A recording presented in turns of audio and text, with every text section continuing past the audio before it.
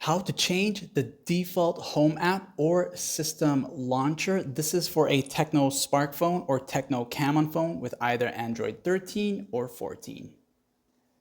To change the system launcher, simply use the quick panel access, tap on the settings icon right here, and once in the main settings of your Tecno phone here, you will go down to the part that says App Management right there. When you're in the app management section, you will now see all these different app options and you'll go to default apps right here. As you enter here, you're going to see the one that says home app.